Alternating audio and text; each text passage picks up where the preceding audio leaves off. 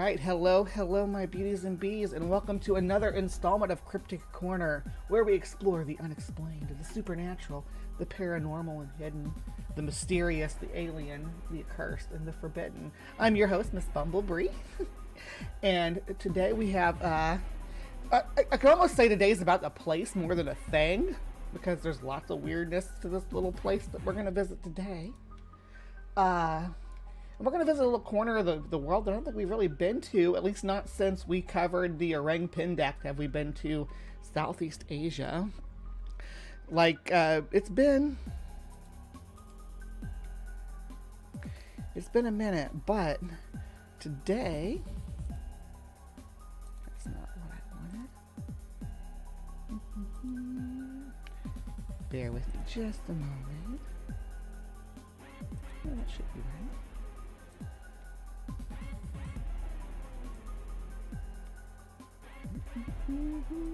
Yep, there we go. All right, today we're going to Indonesia. Actually, the Greater Sunda Islands is where we're going. Now, what are the Greater Sunda Islands? Well, there's this chain right here. These islands right here, which consist of Sumatra, which is a pretty big island. So it consists of Sumatra, and this is Java. This one down here. You got Borneo right here, and then you got the got Indonesia, the lesser Sunda Islands, right? The Banda Arc. But today we are going to be in the Greater Sunda Islands, which are these big boys. And we're actually going to be off of Java, off of Central Java specifically. Now, Java used to have a lot of cool animals in it.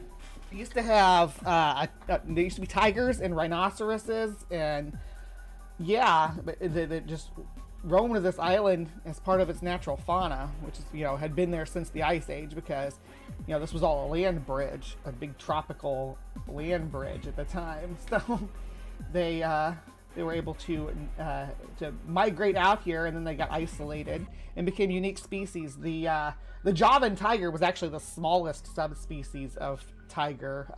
It was marginally, I would say marginally bigger than a jaguar.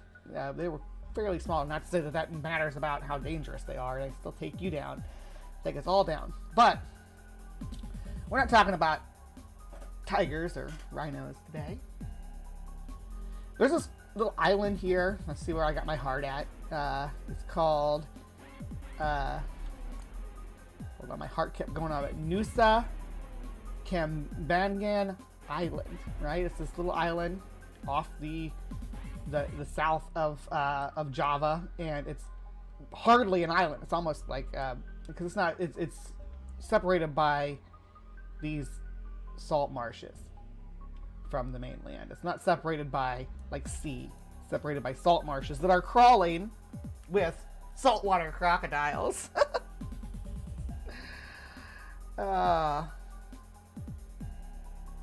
So the island has it's got some pretty cool fauna on it, because of the salt marshes. It stays pretty untouched. It's got like 4 of the 6 species of primates that live in Java live here. There's dozens of species of reptiles, the aforementioned saltwater crocodiles, of course, being the biggest. And they used to be quite numerous on this island. This used to be a hotbed for them. It's not so much anymore. Now, on the island, there's some pretty good views. Let's drop down here and look at this real quick. If we can. Yeah, there we go. This is their famous beach. The one that they're, they shoot a lot of movies here, and it has the perfect Castaway Island kind of feel to it for shooting that sort of cinematography. So this is their sort of famous beach, but they have other beaches too. I actually really like, and I've spent a lot of time on this island. I really like this beach here. So let me drop down into it. Let's see, is it drop on the camera? Yeah, okay. So, yeah, I really like this one. Isn't that cool? Look at that. Oh my gosh, isn't that gorgeous? But yeah, also for like cinematography and stuff, people camp out here. Got this nice little lagoon, saltwater lagoon that's probably got a giant saltwater crocodile in it that's going to eat those people. But I digress. Yeah, this is Google Maps. I spend a lot of time in Google Maps and CrypticCorner because I like to chart where I'm looking at things. And this island's pretty well uninhabited. It does say it has like 3,000 people as the population, but I'm not seeing where they would live. You can't really drop down in here. This is the closest port. This is the settlement. This is not on the island. This is Cilacap, which is kind of, it's also a famous port, like for the East Indies days of piracy. This was their this was their Tortuga. This was the place where the pirates hung out. Well, I guess Shanghai is probably more famous for that than this place, but yeah, this was a East Indie port though, and the island that we're looking at is really close to it, but it's not. The city isn't on the island. There is some infrastructure over here along the coast. There seems to be a road that we can't drop down onto. That runs along this what do we call it, a salt river, salt marsh, and it goes on up through here. And this is, you know, little farms and stuff, but that's about it, right? Now, the Dutch owned this for a long time. The Dutch controlled this this entire island and made it so that no one could go here. So for a long time, this island was in isolation, but it helped the fauna and flora flourish.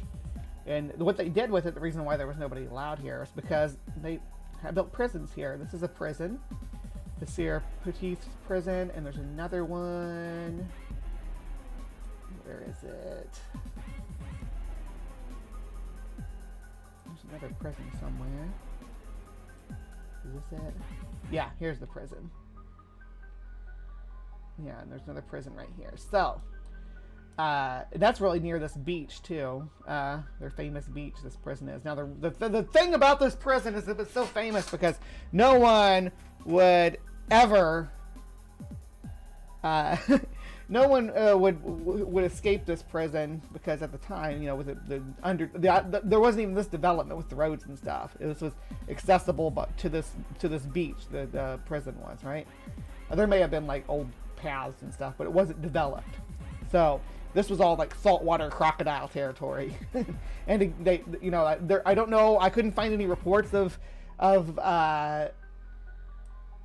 Javan tigers having lived here when they were still around, but I can't imagine they wouldn't be able to, since they have basically a jungle tract way straight into there. So you wouldn't want to escape from a prison into this wilderness, I guess, is kind of the point that they were wanting to make.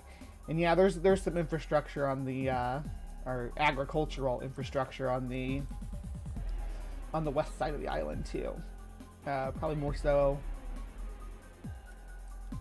agricultural than what we saw on the east side. Anyway, why am I getting all weird into this island and what's so important about it? Well, there's a couple of things. So in the Javanese tradition, like the native tradition, this island was home to a sacred magical flower, right? This flower was called the Wajakusuma flower, right?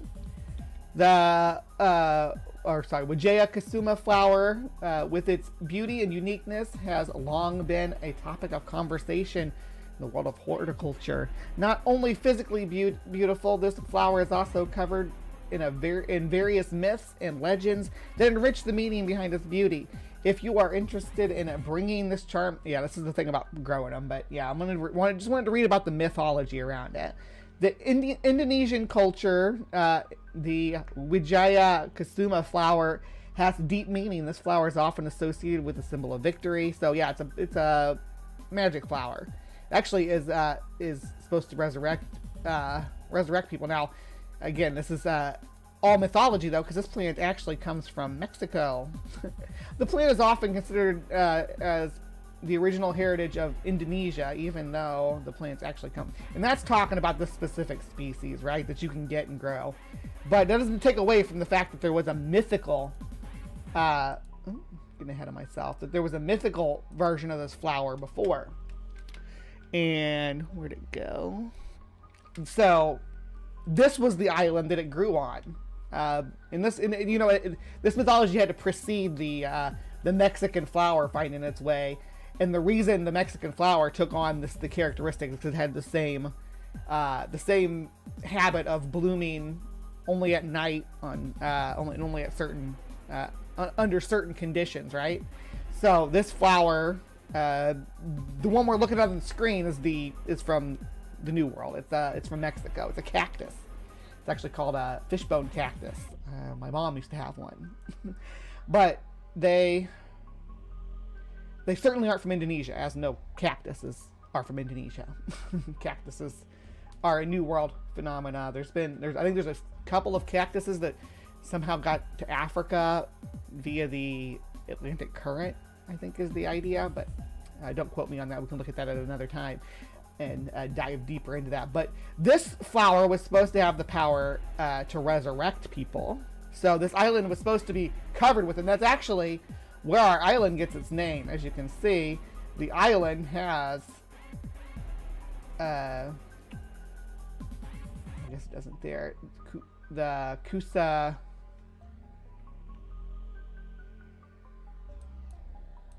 there we go,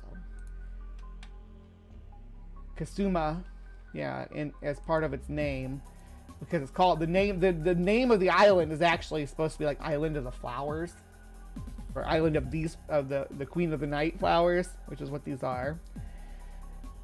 But that's not where our story ends. Now that we've explored this island a bit, there's another creature that dwells here, maybe kind of antipodal to the flower. We're gonna let Fernando explain it to us, though, in this little 10-minute video.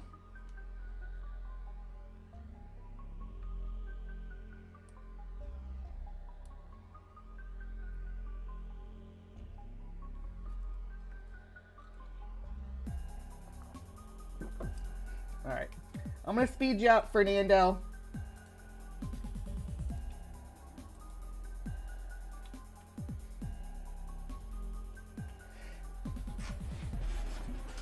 What I like about this one is it's back when Fernando would actually use maps and images. Now he just does this image like all the time. The whole time it's what's up on the screen, unless there's some very specific image that he wants to show, like a very specific Bigfoot photo or something. Other than that, he's like this. But on this video, he actually does pull up some images and maps and stuff. His map actually is what made me interested in exploring the history and everything about this Javanese island. Aw, thank you, Eddie. All the other videos that I've watched about this animal makes it sound more like a predatory dinosaur than what we're looking at here on the screen. This guy looks pretty herbivorous. It looks like maybe a it's a hadrosaur of some kind, I want to say. I'm not sure. Might be an iguanodon too.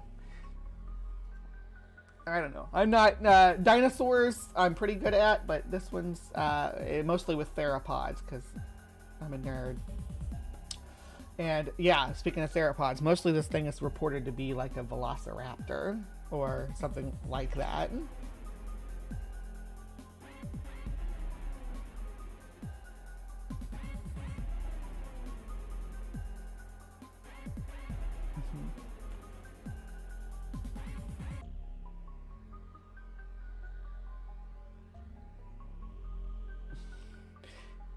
It's not really all that remote though, because it's attached, or it's not attached. It's divided from the mainland just again by salt marshes and little salt rivers and inlets and stuff. It's separated from the mainland. But it is. I mean, it is isolated because of the dense jungles and the salt marshes full of crocodiles. The volume's really low. Okay, I can probably fix that for us. See here. 1,000 or so residents in there, and the main reason is because surrounding that entire island is a very thick jungle filled with some very dangerous animals. In fact, outside of this Kuwak, and in fact, it's said that the island itself, the prison that's there, is considered to be so secure because of the fact that any prisoner that escapes that location has very little chance of surviving outside in the jungle. So it's almost like a way where it's safer in the prison than in the outside of the prison itself. Fascinating. And I mean, the Kuwak's one thing, but saltwater crocodiles are definitely a problem too. And I imagine Javanese tigers are not a great thing to run into. When it comes to that information. Also, the fact that there's so little population that's allowed to move in and out of the island because of Indonesian government, well, that all leads again to having this cryptid being able to basically survive and nourish within that particular island. And then as far as the physical characteristics of this Kuwak, I keep mentioning... Sorry, native atheist. I'm so sorry.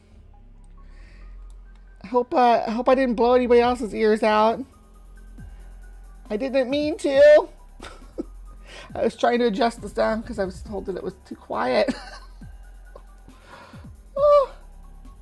Again, that it's a living dinosaur, and as you're looking here, it definitely has those traits. So all in all, it's about maybe 5 feet long, maybe even a bit longer. It has a scaly look to its skin. In other words, it's the usual skin associated with most giant lizards. It tends to have a massive appearance as well. This is because of this interesting fact. Its 2 legs that it utilizes are actually done to stand upright. It moves upright. So instead of, let's say, moving on 4 legs like most lizards would, this is a creature that actually travels on 2 legs, and it travels as its main course on 2 legs itself. In other words, it's not just using 4 legs for the most part and then standing intermittently. No, the biggest difference between this and, let's say, other giant lizards like the Komodo dragon that it seems to be misinterpreted as, this one actually continues its hunt and its gathering on those 2 specific legs. But otherwise, it tends to have a giant mouth as well, some teeth associated with it. Well, the problem is it's hard to tell the Kuwak in terms of its physical description because of its remote isolatedness, and then also the fact that it tends to move at night. It is absolutely a nocturnal creature, and so no doubt its eyesight is definitely used to hunt throughout not just the impenetrable jungle, but no doubt doing it in the nighttime makes it a very, very impressive feat. But yes, it definitely does so at night, and so yeah, that makes my it mic very, was very hard way for people down. to have a valid description of it. Thank you, Dave. And another fascinating characteristic of it is this. It is a voracious creature. It definitely loves to feed, and it loves to feast on many things that it can find. The fascinating twist, though, is this. It does so on corpses. Apparently, it enjoys corpses. It enjoys dead animals, and in some cases... Good morning, but enough housekeeping. Back to the living dinosaurs. Well, as well, it must have a very, very powerful nose in order to be able to do so, because it can apparently hunt for any carcass or any corpse from a very long distance. And then once it does so, then it travels. Not just by itself, but any carcass or any corpse from a very long, powerful, it enjoys dead animals, and in some cases, it does so on corpses. Apparently, it enjoys corpses. It enjoys dead animals, and in some cases, dead people as well. Now, corpses, that does sound very monitor lizard-like. Monitor lizards will even dig up corpses. Must have a very, very powerful nose in order to be able to do so, because it can apparently hunt for any carcass or any corpse from a very long distance. And then once it does so, then it travels. Not just by itself, but also as a pack. That is another difference between the misinterpreted Komodo dragon, because the Komodo dragons are more of an isolated type creature. They definitely don't like to be together. Here, though, there's pack. Komodo dragons definitely mob. They don't pack hunt. It's not organized. Like they're not. The difference is they're not communicating with each other, right? They're not saying, "Oh, you go this way, I go that way." What they do, mob prey as a group. Crocodiles will do that too, but I digress. Monitor lizards are very capable of mobbing as a group and working together as a unit, even though they're not communicating with each other. They're taking down such large prey as a unit, but they'll also mob a corpse that they find as a unit. And yeah, good morning, dog. Good morning, Ian. We got living dinosaurs that travel throughout the night, and then they in turn hunt for these corpses, and that seems to be the main trait of it. So there's some good news associated with that. I don't think this picture looks like a dinosaur at all, though. This looks like a Andrew Sarkis or something. It's got hooves.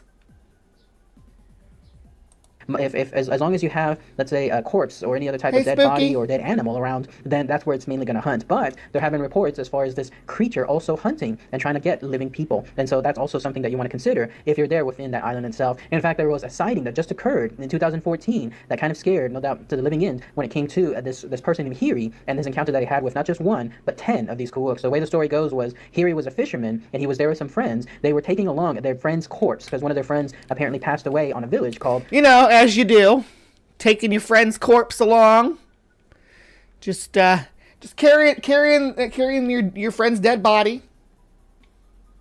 so luck to more. No word how that person passed away, like let's say if it was a natural cause or something else, but they were carrying that friend's corpse, and they were very mindful to do it before the nighttime, because that's again when these Kuwaks roam about. But lo and behold, they seem to be doing it still at a very late time of the day, and that's when they realized that they were being hunted. In fact, when I was reading this information, it brought to mind that famous scene from Jurassic Park, you know, the one I'm talking about, where the raptors are in turn hunting the person there from Jurassic Park, the game warden, or whoever that was Muldoon. That's Muldoon. Yeah, is this Kong's Island, right? So what we need to do is get an orangutan down there. Once I'm dead, just throw me in the trash. Is that Tsumami's going full Frank Reynolds on us? You don't want to be eaten by alligators. You could feed the you could be used to feed the alligators. Now I'm just picturing myself at a rowboat with your dead body hanging over the edge and cops and lights all around. I'll be like, it's what she wanted.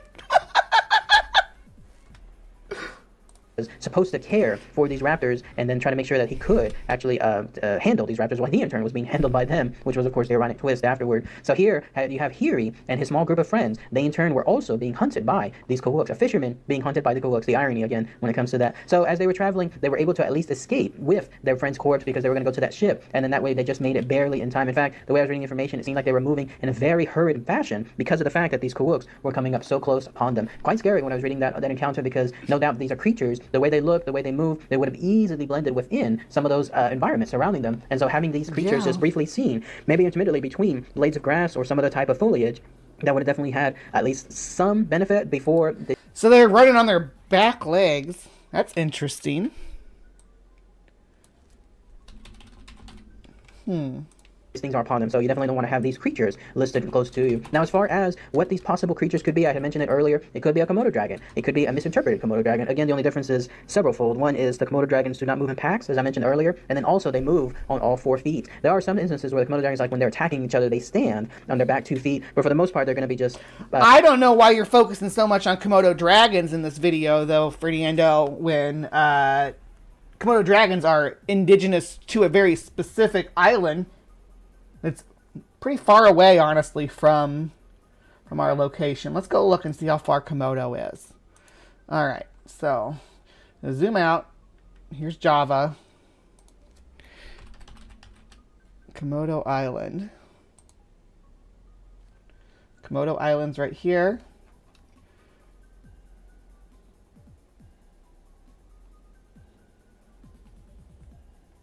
And Java's right there. So... what is that? Let's do directions to just here, yeah. Sorry, we couldn't calculate the driving distance. We're probably going to need boating distance there. Flying distance? No? Can't calculate it at all? Is there anything that just calculates the distance between 2 points without having to get directions? Just wondering. But yeah, it's pretty freaking far away, all things considered. It's the same distance as it is across Western Australia. So, pretty dang far away from Komodo Island. But I digress. We'll let Fernando wrap up here. Komodo dragons are venomous. Not bipedal, they're going to definitely be moving on all 4 feet. Another one that they've been misinterpreted as is an undiagnosed monitor lizard. Let's say there's another creature that also resembles it very closely, but it could be an I don't think we need an undiagnosed monitor lizard. Shoot species of it. It's just something that hasn't been calculated or categorized within other parts of species tracking, and this kind of makes it look... or something that has been cataloged and categorized. Fernando, what about that? Bit of sense, considering the fact again that the island is so remote. How much of a chance would there be in terms of researchers there being able to see something like this on a continuous basis? And then finally there's another idea, and that's what I was mentioning at the very beginning. It could be a last living dinosaur of sorts, and it could be some kind of small theropod, or what's known as a herisar, something else that just happened to live throughout the millions of years of evolution, probably got smaller and smaller within that time period, but either way was able to perfectly adapt to that Indonesian island, and in that way it's still there too this very day. So if anyone is there at that location, however that happens to be, because again, considering how impossible it is to get in there and then also try to get out of it, but if you're there, if it is pretty isolated. Again, be very, very careful. But if you have more information, anything else to list, it's isolated in a lot of the wildlife. It's like it's one of the few places in Java that hasn't really been hit too bad by the development of the rubber plantations and sugar farms. There's so many tropical crops that they clear Javan jungles for. As far as this Kuwak, then please do so. Again, the only salvageable bit of info that might be helpful is the fact that there's corpses that this thing prefers. So if you're moving about at night, which I was reading another thing, people there in that island have very little electricity. They actually carry a machete with them at night whenever they travel, just for any type of encounters with this Kuwak. So if you're moving about at night, again, be please very, very careful. One last bit of note that I wanted to mention here, there's actually an entry in the Great Indonesian Language Dictionary for Kuwak. And so it just goes again to show the official stance or the official status of this. Are you talking about Cyrax, the goofy YouTuber guy? Yikes. My favorite is the Lorax because he speaks for the trees, because the trees don't have any tongues. Yeah. And the Lorax says, fuck them cops. Cryptid. This might be the first time I've ever actually seen a cryptid officially listed on a dictionary. And in this case, it's Kuwak is known as the giant monitor lizard from Nusa Kambangan Island. So how about that when it comes to an official entry of sorts? But again, if anybody has any more information, anything else I might have missed, please post those comments below. All right, everybody. All right. So that was Fernando's take on this. There's a few places where they write about this at, but it's not. Most of it's not in English. Like, okay, so I went to the Cryptid Archive fandom website thing here, just because this has the general write-up on it. Just tells us what, basically he just told us, and I went and found their sources down here, as I do with like Wikipedia too, and had to translate them. Oh, but they're not translated again. Hold on. We're going to translate this to English. There we go. All right. The mystery of the Kuwak and the guards of Nusa prison. I'm going to have to say that name a whole bunch, aren't I? Nusa Kambangan Island in Cilacap Regency, Central Java, is a natural area that contains biodiversity of both flora and fauna. We're going to look at that fauna in a little bit, don't you worry.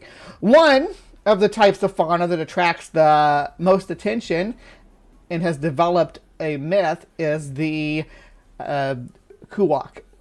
It is said that the Kuwak is the most ferocious animal in Nusa Kambangan. According to local residents, the animal is still a relative of the Komodo dragon and the monitor lizard. However, the size of the Kuwak's body is said to be larger, and it has a very high prey instinct. And it translates it back to Indonesian. Stop it! Regarding the origins of the Kuwak, there are no sources in literature that explains in detail about the human-eating animal. Likewise, the results of Solopos.com's search on the internet, there are not many articles that explain about the Kuwak. Most of the information contains myths and mysteries of the Kuwak, which is known as an animal that eats human corpses. Based on monitoring by Solopos.com via the channel on YouTube, Wednesday, May 1st, 2021, the Kuwak is estimated to have come from the Solok Bay area, Pangandaran area, West Java, which is administratively in the same area as the Nusa Kambangan Island.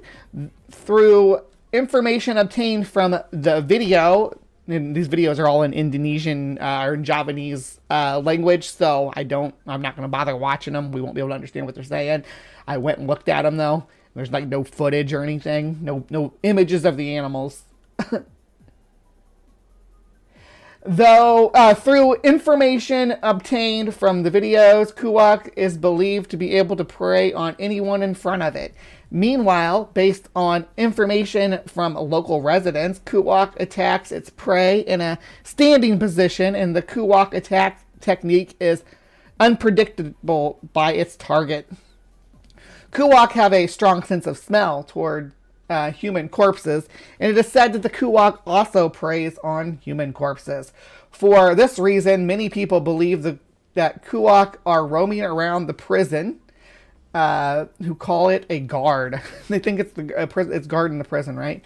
The existence of this Kuwak is believed to be one of the reasons why prisoners cannot easily escape from the prison on the outermost island.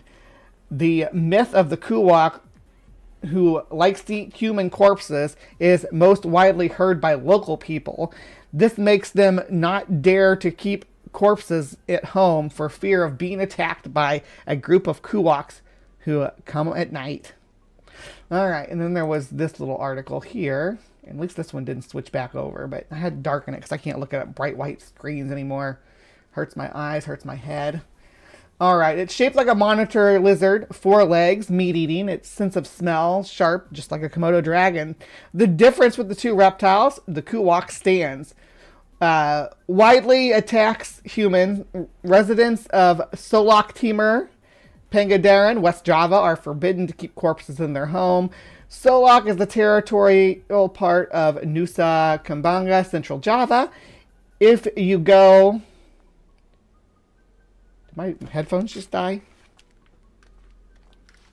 That was weird. Anyway, continuing on. Where was I?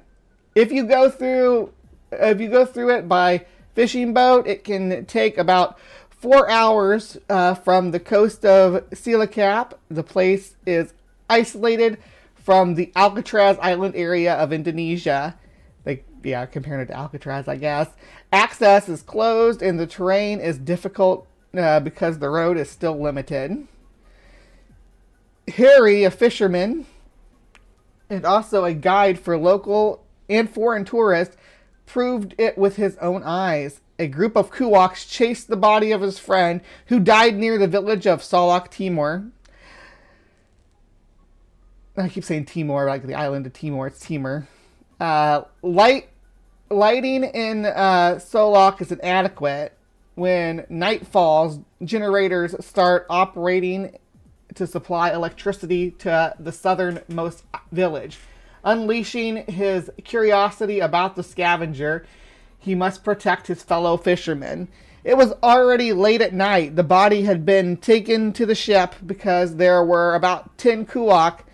We all rushed to take them away, he told Merdeka.com. Last week on his ship in Cilacap, Central Java. Solok residents have been accustomed to staying home since sunset. At night, they rarely go out of the house. If they do, they must at least bring a machete, said Harry. The 21,000-hectare island is indeed quite comfortable and is inhabited by wild animals, panthers, leopards, and reptiles. Panthers and leopards are the same animal, dear. It is said that in the 1990s, truckloads of cobras were released on Nusa Kembanga. Now there's probably hundreds giving birth. Why would you release cobras onto an island where there was already probably a native snake population? Panak, he said. Here he said that frightening conditions are indeed spread on the island of the big prison. And I'm going to take this, the way this is written, as a grain of salt because of the language barrier, probably with the translator. In addition to mystical stories where animals were also recorded by the eyes of the natives, there are also humans with dog heads, human bodies covered with hair. They are called Eul, said Hiri. At that time, his friend was cutting down a tree in the middle of the island. Toward the evening, the figure of Eul was seen in a flash. His shape was strange. His walk was slanted. His head and body were upside down. He didn't attack. He walked quickly and disappeared, he said. Eul is believed to be someone who is learning black magic. Before his knowledge was perfect, the person turned into a werewolf and often preyed on goats. No one knows the beginning of the story. Such an endless story was indeed made intentionally to avoid outside visitors from entering Nusa Kembanga. Nature keeps its secrets tightly. Yeah, and so we get a weird like skinwalker type figure. So this island's pretty steeped in folklore, right? But here's the thing about Java. Java is home to the Asian water monitor, Varanus salvator, native to Java, right there, Java, right? The Asian water monitor is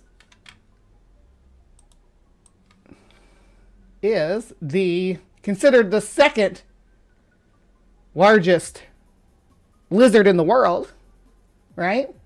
There's the Komodo dragon on the top, and it's second place, right? Number 2, second place. Let's look at the lengths on these suckers, though, because you'll notice that the water monitor is 3.2 feet long, or 3.2 meters long, whereas the Komodo dragon is going to be 3.4 meters long. So it's actually going to get longer than a Komodo dragon, all things considered.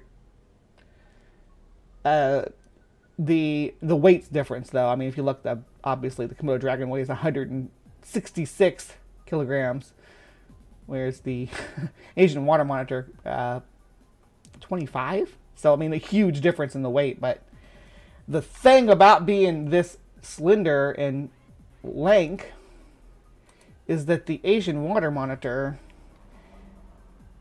can stand up on its hind legs like a people do. And let me see if I have a picture of it standing up. There's a lot of monitor lizards that can stand up on their hind legs, and these ones are especially fond of eating corpses. You know, most monitor lizards are. It's part of their niche. They also love eggs, corpses, and eggs. The Asian water monitor, though, it's actually kind of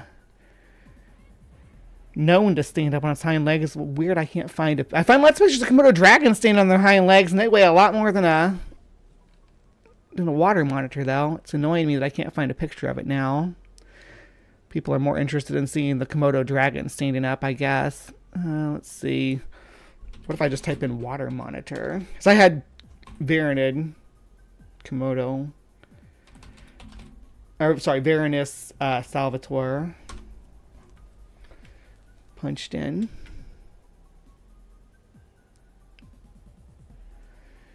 Yeah. Well, anyway, I'll just pull this over. We'll look at it as a bundle. So here's a whole bunch of monitor lizards standing on their hind legs. It's something that they do. And they get Asian water monitors are really cool looking when they're first hatched. Look at that. Isn't that cool? Look at those spots in that head. Such a cutie pie. But yeah, they get up, stand up, and wrestle. And I can see how someone would think seeing that moving through the grass at night was some kind of dinosaur. Seeing this popping up, looking at you over the bushes. Yeah, that would scare the crap out of me if I didn't know it's a dinosaur. I mean, look at that. You'd be like, that's a freaking dinosaur. And they do come and eat the corpses. So look at this water monitor, though. Ah, yeah, she's a queen, straight up. Look at that, full spread.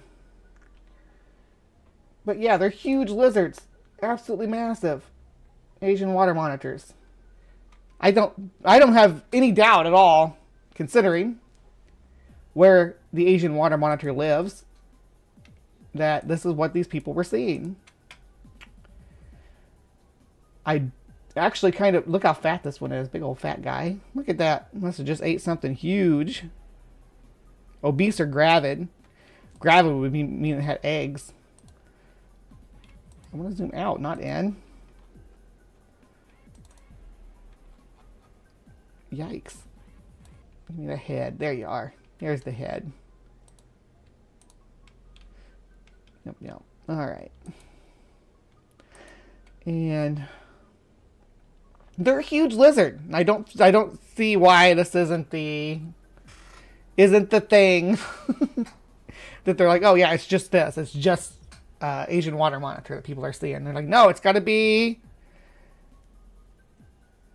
No, you got to not know what a monitor lizard is, Tsunami. But I guess how would you not know what a monitor lizard is? But know what a but know what a dinosaur is. I guess some city people coming out there and seeing it. Like some people from the city coming out that never seen a monitor lizard before. Water monitors need a house-sized terrarium. That's true. I know they need you literally need to have a whole room dedicated to them, but they're so cute. They're native to Florida now. Well, that stings. Leopards and jaguars can be panthers, but there's not going to be any jaguars in Indonesia. Jaguars are native to South America and the southern part of North America. Southwest North America. Though I think that they could survive in Florida. Jaguars could definitely survive in Florida. Florida's actually perfect for jaguars. Someone just needs to release them. Enough jaguars to establish a population. Maybe if you're going to try to, I mean, we're going to try like Pleistocene rewilding because there were jaguars in Florida in the Pleistocene, right? So I think we should start with Pleistocene rewilding jaguars. Let's just start right there in the capital, right in the governor's mansion. Let's do that. Let's start with releasing the jaguars and stuff in there. And we'll release giant tortoises too later. Make sure it's balanced because there were giant tortoises in Florida too. Super cool ones too. They had like dome-shaped shells. We'll have to cover that sometime as well. But yeah, as far as Cryptic Corner goes, I think this one's, like Simon Dan says, done and dusted. I think it's a water monitor. I'm usually disappointed when I find out that it's something that's actually native instead of something that might be invasive. Because I like to use that as a point to teach about invasive species. But yeah, water monitors are native. But the problem is that they have... that they're so threatened and so rare in the wild that people don't even remember them.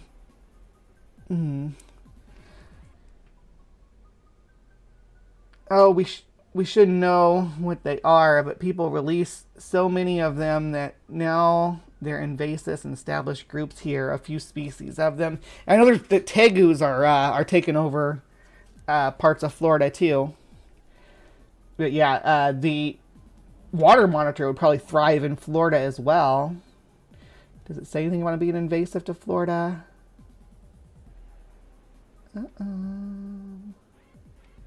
Yeah. Beware Varanus crossing sign. That's pretty cool though. Look at this. Beware Varanus. I like that. Yeah. All right. Well, I'm gonna wrap up Cryptic Corner here. Do you agree that the identity of the Kuwak is a Asian water monitor or maybe a saltwater crocodile? Let me know in the comments down below. Please remember to be kind, take care, and we'll see you next time.